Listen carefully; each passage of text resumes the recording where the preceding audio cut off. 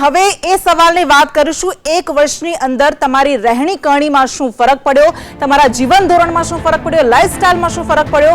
આ સવાલ જ્યારે પૂછવામાં આવ્યો હતો ત્યારે 8% લોકોએ એવું કહ્યું કે અમારું જીવન ધોરણ સંયમિત રહ્યું છે, જ્યારે 15% લોકોએ એવું કહ્યું કે યથાવત રહ્યું છે, તેમાં સુધારો પણ નથી આવ્યો, ઘટાડો પણ નથી આવ્યો, પરંતુ 77% લોકોએ એવું કહ્યું છે કે તેમણે જીવન ધોરણને કાપ મૂક્યો છે, તેમાં તેમણે પોતાનું જીવન ટકાવી રાખવા માટે કાપ મૂક્યો છે. કાર્તિકેયભાઈ, આપને સવાલ, કારણ કે કોઈ પણ વ્યક્તિની આકાંક્ષા હોય છે કે જીવન ધોરણ સુધરે, પરંતુ અહીં તો યથાવત રહ્યું છે અથવા કાપ મૂકવો પડ્યો છે ઉપરથી. એ તો સ્વાભાવિક છે. કોઈ પણ આ પરિસ્થિતિ તમે છેલ્લા વર્ષની પૂછો તો કયું પરિબળ માણસની તરફેણમાં છે? કુદરત પણ તરફેણમાં નથી, સિસ્ટમ પણ તરફેણમાં નથી, એની આર્થિક પરિસ્થિતિ પણ એની વિપરીત જાય છે, અને વૈશ્વિક મહામારીમાં આ સહન નહીં કરે તો શું ક્યારે કરશે? આ તો બહુ હેરાનગતિ છે જ, અને ઘણા બધાના જીવન ધોરણો બદલાયા જ છે, સંયમિત જ કર્યા છે, પણ આને માટે કોઈ એક પરિબળને આપણે દોષ આપી શકતા નથી, કારણ કે બધા જ પરિબળો અત્યારે સામાન્ય માણસની વિરુદ્ધમાં જઈ રહ્યા છે. કોરોનાએ એને લાઈફ જ, ઘણી વાર તો હું એમ માનું કે લાઈફ જ બંધ કરી દીધી હતી, એટલે એ લાઈફમાંથી પાછો લાઈફમાં આવવામાં જ એને સ્ટ્રગલ થઈ રહી છે. અને પરિણામે બિલકુલ એટલે વસ્તુ એ છે કે ઘણા બધા ફેરફારો આવ્યા છે, પછી એની અંદર મોંઘવારીનો ભરડો હોય કે મહામારીની તકલીફ હોય, તમામ વસ્તુ અસર કરે છે. 16મો સવાલ અમે જનતાને પૂછ્યો કે ચા પાણીના ખર્ચમાં શું ફરક પડ્યો છે છેલ્લા 1 વર્ષની અંદર. સવાલ નાના નાના છે, મુદ્દા નાના નાના છે, પણ જનતાને સીધા સ્પર્શે છે. એમાં ખર્ચ વધ્યો હોય એવું 45% લોકોનું કહેવું છે, ખર્ચ ઘટ્યો હોય એવું 39% લોકોનું કહેવું છે, અને ખર્ચ યથાવત રહ્યો હોય એવું 16% લોકોનું કહેવું છે, જે આ તારણમાં સામે આવ્યું છે. તો આના પર આપણે આગળ પણ ચર્ચા કરીશું. પરેશભાઈ પાસે જઈશું. પરેશભાઈ, આ એવો સવાલ છે કે જેનાથી ખૂબ મોટી અસર કદાચ ન થાય, પરંતુ આ જનતાને સ્પર્શતો મુદ્દો છે. ચા એ સામાન્ય માણસના સન્માનનું સાધન છે. આજે મોંઘવારીના કારણે બજારની અંદર ચાના 1 કિલોએ 350-400 રૂપિયા થયા, અને જેટલી ખાંડ નાખીએ એટલું ગળ્યું થાય. આજે ખાંડ પણ 38-40 રૂપિયાની કિલો છે. મને લાગે છે કે ચા વેચીને સત્તાના સૂત્રો સંભાળનારા લોકોએ સામાન્ય માણસને ચા ઉપર પાબંદી મૂકવી પડે એવી સ્થિતિ સમગ્ર દેશમાં પેદા કરી છે. જી કાર્તિકેયભાઈ, જેમ કહેવાતું કે પહેલા 10 કટિંગ થી ચાલતો હતો, હવે 2 કટિંગ થી પણ માન ચાલતું, એટલે આ ખાદ્યના ફુગાવાની સાથે સાથે હોલસેલ પ્રાઇસ ઇન્ડેક્સ વધી રહ્યો છે, રિટેલ પ્રાઇસ ઇન્ડેક્સ વધી રહ્યો છે, તમામની અસર થઈ રહી છે. અમે ગમે તે એવું કહેતા કે જેમ પોલિયોના ટીપા આપવામાં આવે છે એવી રીતે 10 રૂપિયામાં 2 ટીપા તમારા મોઢામાં ચા વાળો નાખી જશે, એટલે ચાના ભાવ ઘણા ના જ ખ્યાલ આવે. ચાના ભાવ વધવાને બદલે કપ નાનો થયો છે એ પણ અસર તો છે જ, પણ એ છે, એને મજૂર સવાર પડે ને મજૂરીએ જાય ત્યાંથી, એટલે એને અસર પડવાની જ છે. પણ આપણે જયારે બધા જ ભાવ વધારાની વાત કરી રહ્યા છીએ ત્યારે વધ્યા હોય તો ચાના ન વધ્યા હોય એ કેવી રીતે શક્ય બને? જી, એટલે હર્ષભાઈ, એ સવાલ એ થાય કે નેતાઓને તો કોઈ ફરક નથી પડતો, જનતા આવું કહી રહી છે, પરંતુ હવે શું લોકોએ ચા પીવાનું પણ બંધ કરી દેવું?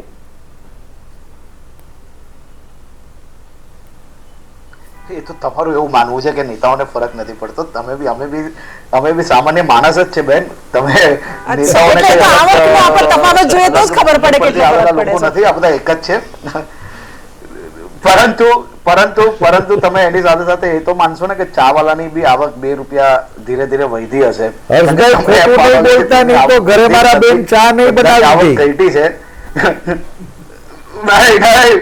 પરેશભાઈ 2 મિનિટ મજાક કરી લઈએ આપણે બી, કારણ કે નેતાઓને આ લોકો માણસ ગણતા જ નથી, એટલા માટે હું તો કહું છું આપણે બેવ વધુ. એક્ચ્યુઅલી નેતાઓ સામાન્ય માણસોને માણસ નથી ગણતા. ફરક ના પડે પરેશભાઈ, ચાનો ભાવ વધે ઘટે કઈ? ના એવું ના હોય બેન.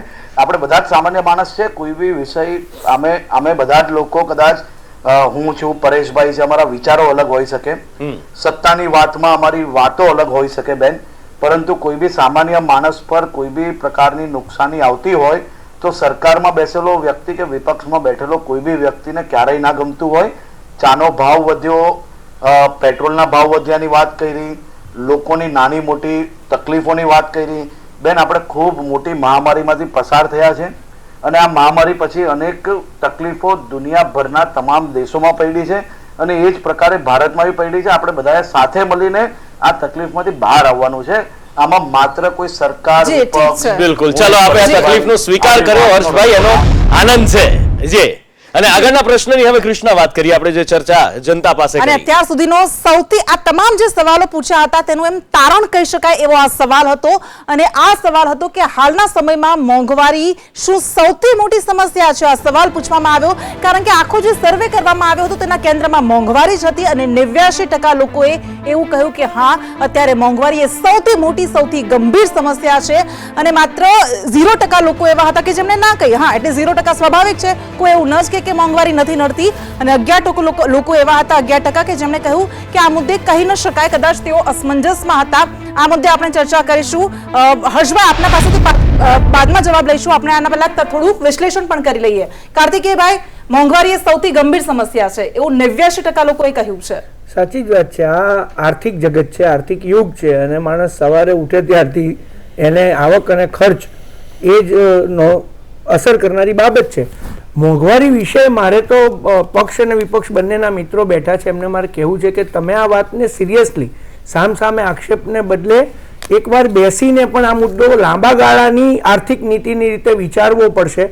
કારણ કે જો પ્રજા પાસે હવે પૈસા નહીં રહે, રોજગારી ઓછી રહેશે અને આવકો ઓછી રહેશે, તો 10 વર્ષ પછીના અર્થતંત્રની ચિંતા તમારે સાથે બેસીને કરવી પડશે. આમાં માત્ર રાડારાડી એ પ્રજાને નથી જોઈતી. તમે એકબીજા ઉપર આક્ષેપો કરો એનાથી પ્રજાને સહેજ પણ આનંદ નથી. પ્રજાને તો પેટ્રોલ 10 રૂપિયા ઓછું મળે, શિક્ષણ ફીમાં થોડી રાહત મળે અત્યારે. કારણ કે આ પૈસા, હું ત્રીજી વાર આ વાત કહી રહ્યો છું કે એના રોજિંદા જીવન ખર્ચમાંથી પૈસા બચશે તો એ ટીવી ખરીદશે, તો એ ફ્રીજ ખરીદશે, તો એ ગાડી ખરીદશે, તો તો એ આખું ઇકોનોમીનું ચક્ર વ્યવસ્થિત ચાલતું રહેશે. સરકાર જો એવું માનતી હોય કે પેટ્રોલની ટેક્સમાંથી અમારે આવક થાય છે, તો મારે વિનંતી કરવી છે કે આ બધી વસ્તુ વેચાશે તો પણ સરકારને ટેક્સની આવક થવાની છે. જી બિલકુલ. એટલે આ રાજકીય વાદ વિવાદમાં પ્રજાને કોઈ રસ નથી. રાજકીય વાદ વિવાદથી પ્રજાને કોઈ ફરક પણ નથી પડવાનો. પ્રજાને એનાથી ફરક પડે છે કે તેના ખિસ્સા પર કેટલી અસર થઈ રહી છે. સામાન્ય જનતા મુદ્દે શું કહી રહી છે સાંભળીએ. જીવું કેમ એમ અમને કઈ ખબર પડતી નથી. આમાં મોંઘવારી એવી વધી ગઈ છે કે અમે કઈ મગજ જ કામ કોઈના નથી કરતા. શું કરીએ? ભગવાને જીવા જેવા રાખ્યા પણ સરકારે જીવા જેવા નથી રાખ્યા. એટલે આ સામાન્ય જનતા કહે છે કે ભગવાને જીવા જેવા રાખ્યા પણ સરકારે જીવવા જેવા નથી રાખ્યા. એવું નથી કે ખાલી આજ સરકારમાં લોકો બોલે છે. આજથી 6 વર્ષ પહેલા પણ આવા શબ્દો કાને પડતા હતા. એટલે પાછું હર્ષભાઈ એમ ના કહે કે તમે કોઈ પક્ષ વિપક્ષની તરફેણ લઈને કરો છો, પણ મોંઘવારીથી હંમેશા લોકોને તકલીફ રહી છે અને મોંઘવારી વધતી જ જઈ રહી છે, કાબુમાં નથી આવી રહી. પણ ખેર, આગળનો સવાલ, 18મો સવાલ જે અમે જનતાને પૂછ્યો કે હાલના સમયમાં નોકરી રોજગાર પર અસર પડી છે ખરી? અને જો અસર પડી છે તો આ અસર કેવી પડી છે એનો જવાબ આપવામાં આવ્યો છે જનતા દ્વારા. ઘટી છે નોકરીઓ એવું કહેવાવાળા 71% લોકો છે, વધી છે એવું કહેવાવાળા પણ છે, અને એવા 26% લોકો પણ છે કે જેમને એવું કહેવું છે કે નોકરી ધંધા રોજગાર વધ્યા છે. 3% એવા છે જેમનું કહેવું છે કે નોકરી ધંધા રોજગાર યથાવત રહ્યા છે. એટલે હર્ષભાઈ, આજે તમે વાત કરતા હતા એની વાત સર્વે દ્વારા અહીંયા સામે આવી છે. 26% લોકો તમારી વાત સાથે સહેમત છે, વધી છે, પણ 71% લોકો તો કહી રહ્યા છે કે ના ભાઈ, ઘટી છે.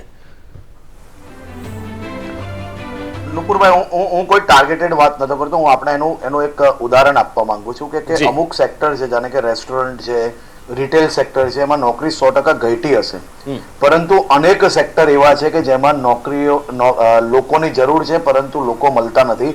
હું તમને દક્ષિણ ગુજરાતનું જે મારી પાસે સારું સર્વે છે એટલા માટે ખાલી દક્ષિણ ગુજરાતની વાત મૂકું છું કે અમારા ત્યાં હીરાના કારખાનાઓમાં કારીગરોની જરૂર છે, કારીગર નથી મળતા.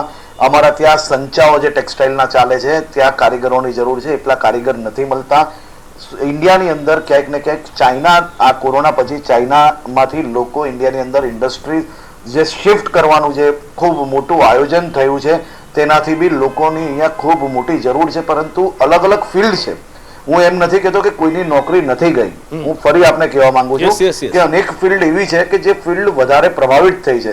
જાણે કે રેસ્ટોરન્ટો છે, તો રેસ્ટોરન્ટ બહુ લાંબા ગાળા તક બંધ રહી, કારણ કે રેસ્ટોરન્ટ બંધ ના કરીએ તો ખૂબ મોટા પાયે લોકોનો જે જમાવડો થતો હતો અને જમાવડામાં લોકોને નુકસાન થઈ શકે. તો રેસ્ટોરન્ટોની અંદર નોકરી ગઈ છે, નાના જે રિટેલ સેક્ટર છે એની અંદર નોકરી ગઈ છે, પરંતુ એવી તરહ જ નોકરીઓ વધી બી છે.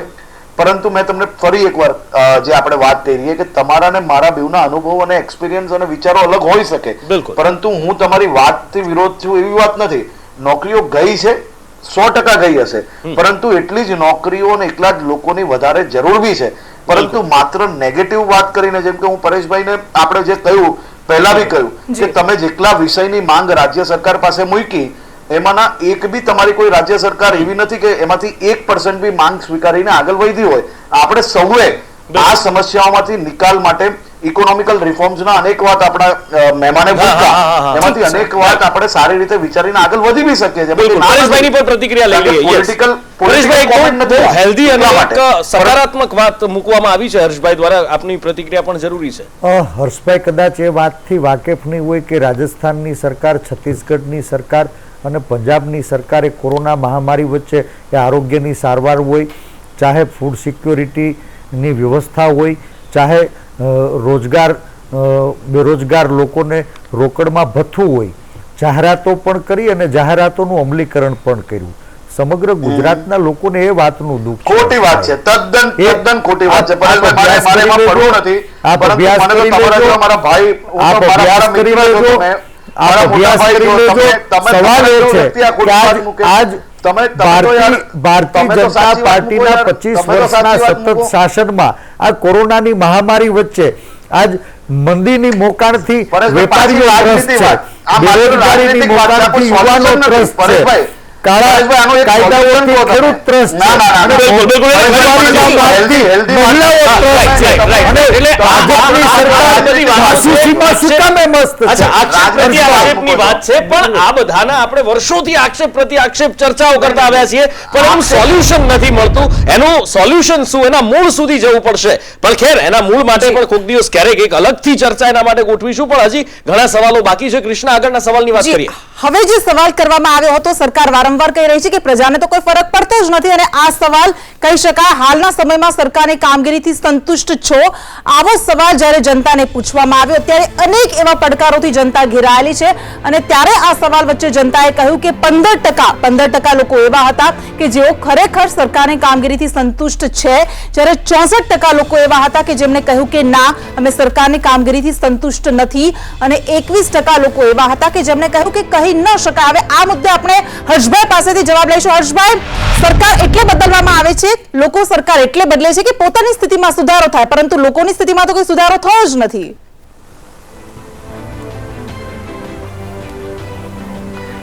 આ વાત તમે માત્ર ને માત્ર કોરોનાની મહામારી પછી ક્યાંક ને ક્યાંક લોકો જ્યારે લોકડાઉન હતું, અનેક પ્રકારની પરિસ્થિતિઓનો સામનો કરવો પડ્યો, અનેક લોકોએ પોતાનો ઘરનો કોઈક ને કોઈક જે મોભી છે, કોઈકે કોઈકના ઘરના બાળકને ગુમાવ્યા, કોઈકે મોભી ગુમાવ્યા, એના કારણે ક્યાંક ને ક્યાંક પબ્લિકને તમામ જગ્યા પર આની અસર હોય. પણ હું એમ નથી માનતો કે સરકાર, તમે જુઓ સરકારની નીતિ, સરકારે જે કામગીરી કરી છે, દુનિયાના તમે સૌથી વિકસિત જે દેશો ગણતા હશો ને, ત્યાં બી કોરોનામાં આટલી બધી મોટા પાયે વ્યવસ્થાઓ વધારી નથી શક્યા. આપણે જો ટકાવારી જે અવેલેબલ વ્યવસ્થાઓ હતી એની સામે જો ટકાવારી તમે જોશો, હું નુપુરભાઈ આંકડો મૂકવા માંગુ છું. હું કોઈ પોલિટિકલ વાત નહીં કરીશ, તમને લાગે ત્યારે મને સ્ટોપ કરી લેજો. જી, પરેશભાઈ પાસેથી જવાબ સાચી વાત મૂકવા માંગુ છું કે અમારા સિવિલ હોસ્પિટલ, હર્ષભાઈ પ્લીઝ, કોઈ વાંધો નહીં, કોઈ વાંધો નહીં.